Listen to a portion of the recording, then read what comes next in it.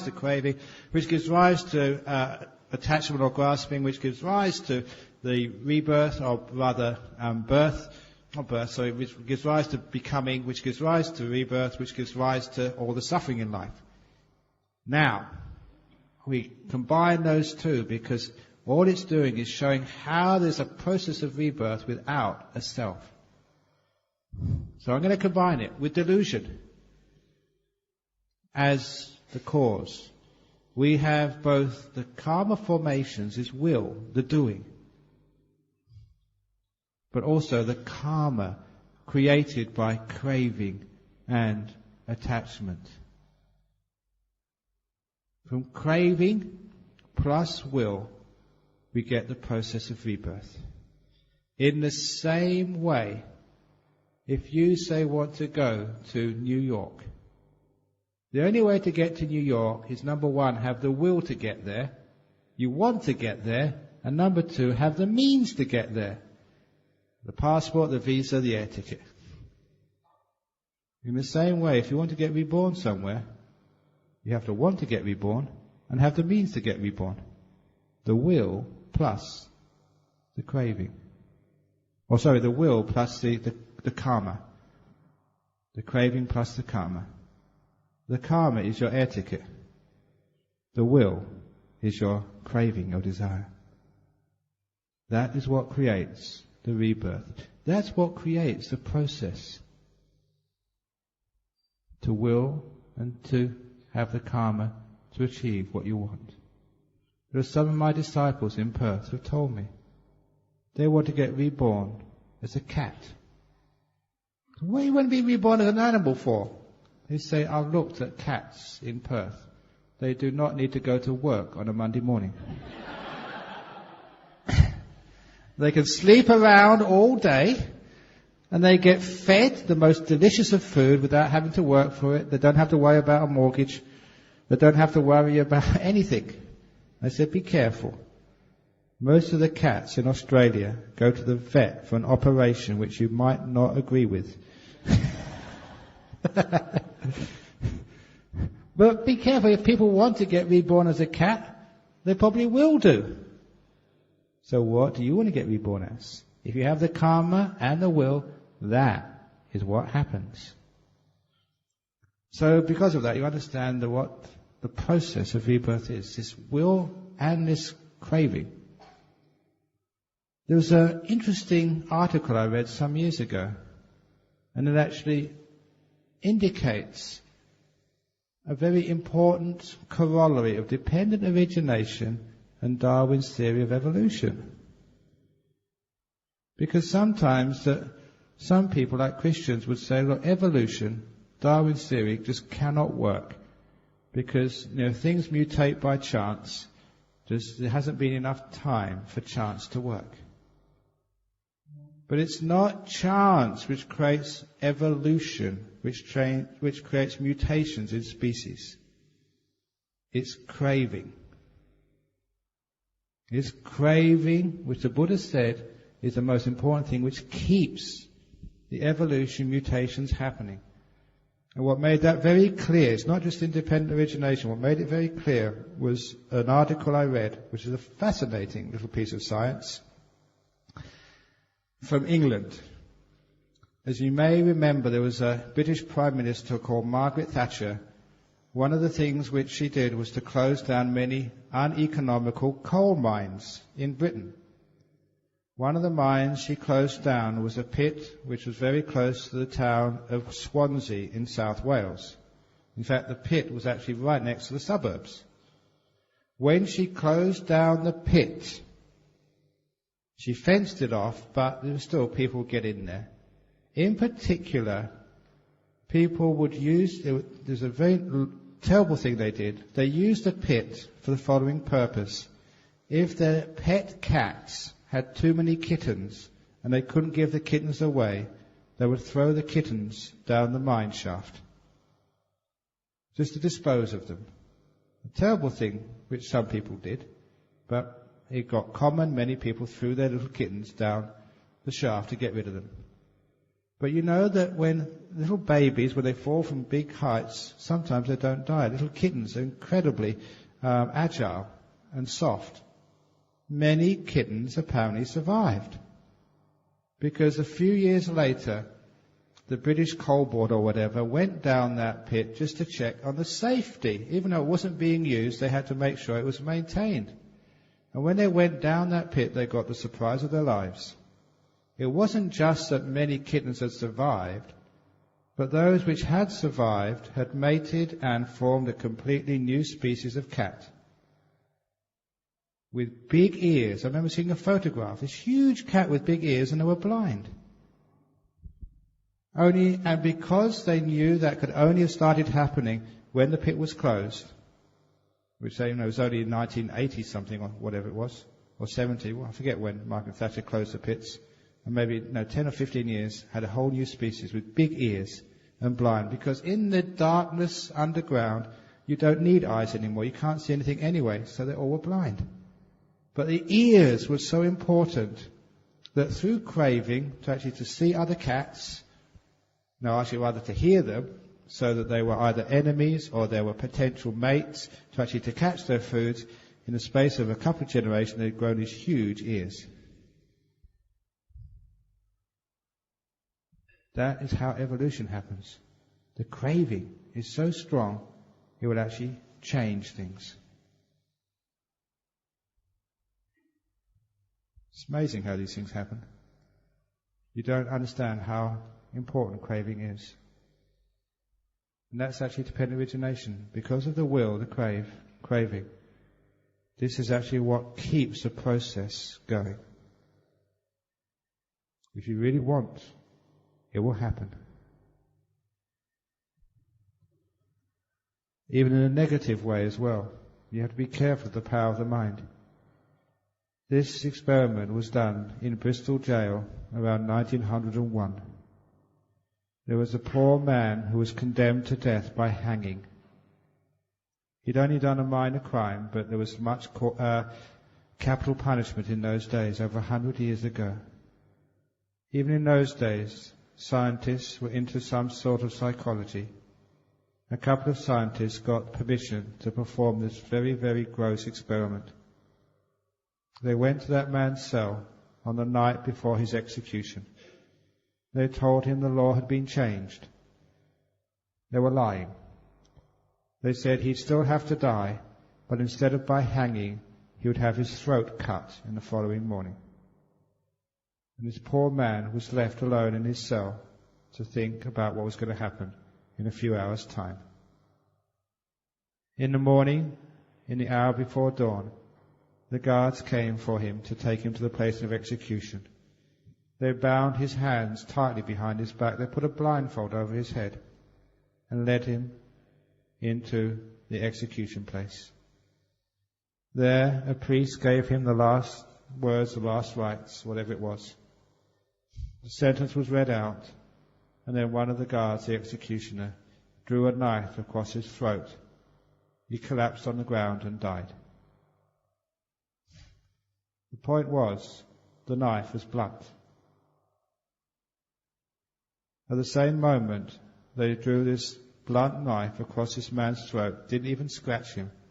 One of the psychologists turned on a tap because the place of execution was no more than the prison washrooms. The man heard the flow of liquid, felt the cold steel on his neck. He'd been thinking all night he was going to have his throat cut. That was enough for his mind to believe he was having his throat cut. He fell down and died. With nothing wrong at all. The power of the mind is that strong. If you think you're going to die, you will. Craving is incredibly strong. There's a similar case a few years ago in the United States. A man was working for a trucking company, would drive refrigerated trucks. On this occasion, it was a Friday afternoon. He was cleaning out his truck. The wind caught the door and locked him inside. He banged on the doors on the side of the truck, Unfortunately, no one heard him. He was the last man out of the yard. He was stuck inside for the weekend. Unfortunately, he realized you cannot withstand such a long time in sub-zero temperatures. He was in a refrigerated truck. He soon realized he was going to die. They found him on a Monday morning, dead. But with his dead body was these notes which he'd written. He realized very soon that he was stuck in there and could not withstand sub-zero temperatures. So he decided to write a minute-by-minute account of what it was like to freeze to death, because he thought at least his death would not be in vain. Maybe medical science would gain some understanding of the process of dying by freezing. This account was already well known by science, by medicine. They're a classic account of what happens to you when you freeze to death. The only strange thing about the whole experience was he didn't know this, but the refrigeration unit wasn't turned on. It was normal temperatures. Because he believed he was freezing to death, he literally froze to death. Even though it was normal temperatures, all the symptoms manifested just because of the power of the mind.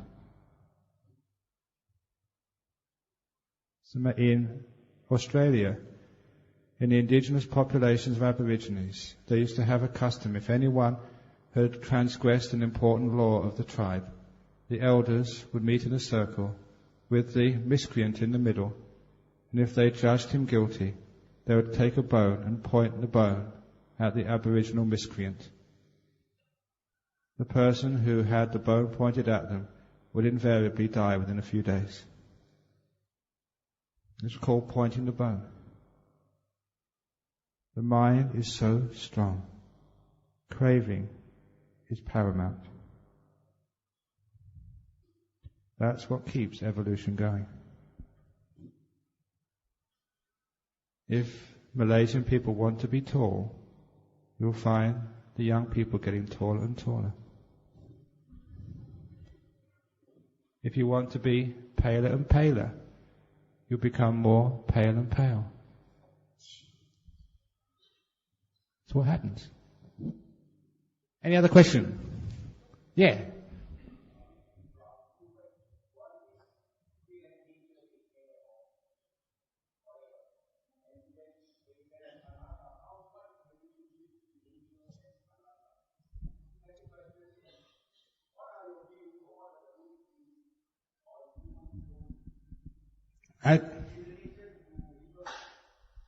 Okay, you're saying nature and anatta. So anatta is part of nature. It's just understanding the truth, the nature of things.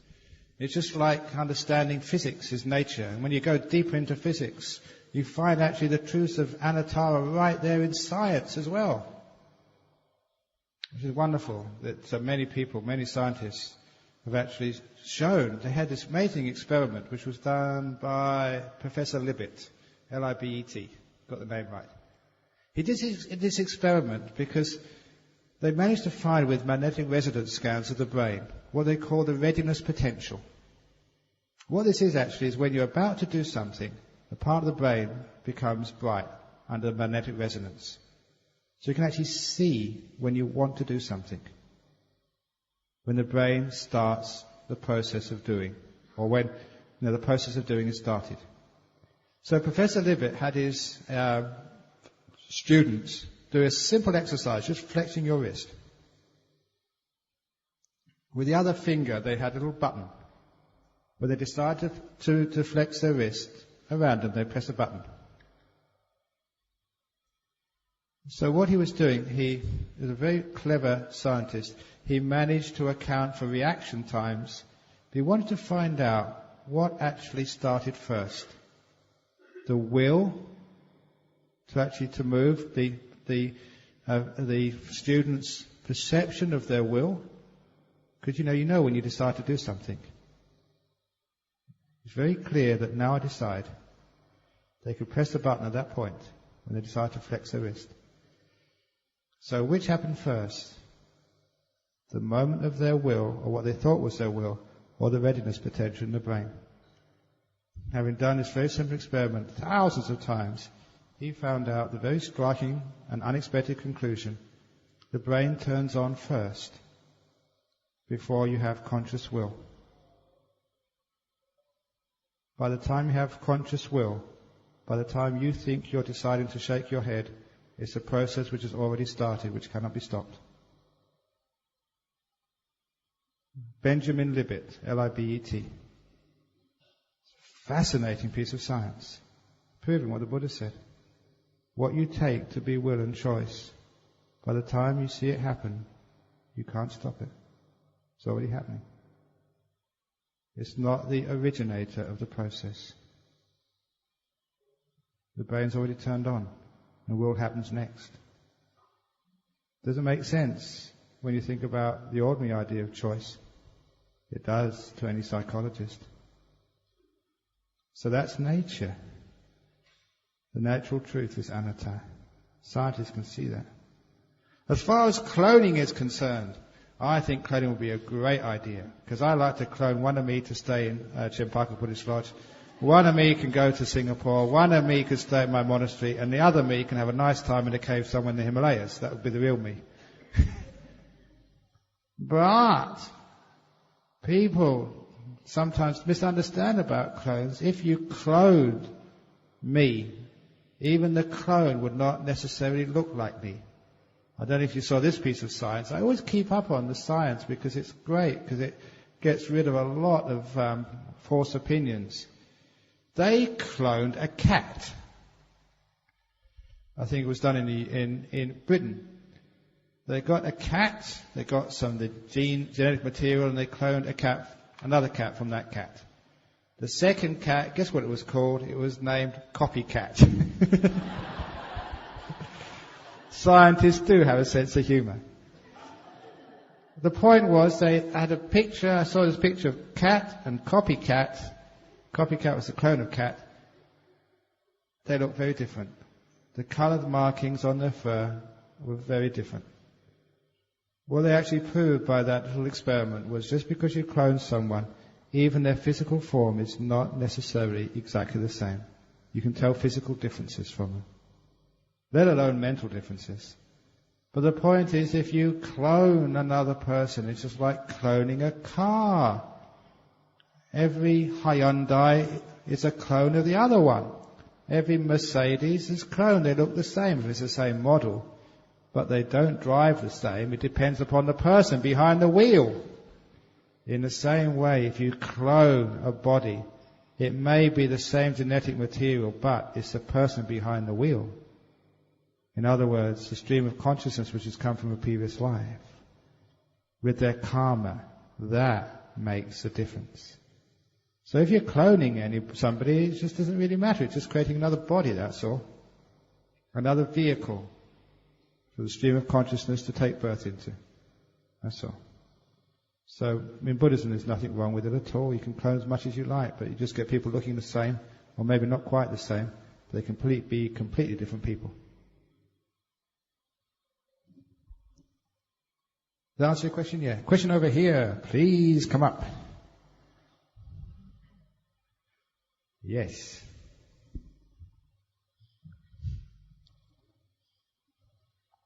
Yeah, Ajahn, this question is from one of the ladies, Yogi.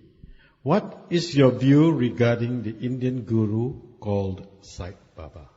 What is my view concerning the Indian guru called Sai Baba?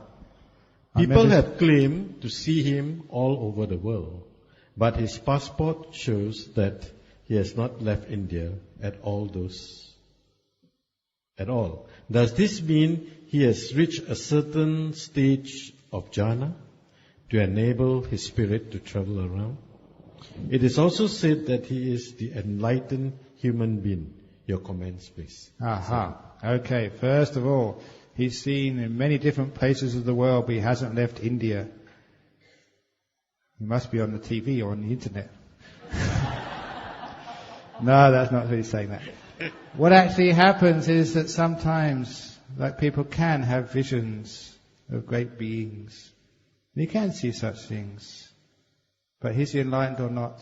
it's so hard to know who's enlightened or not. But that will be explained and revealed in tomorrow night's talk.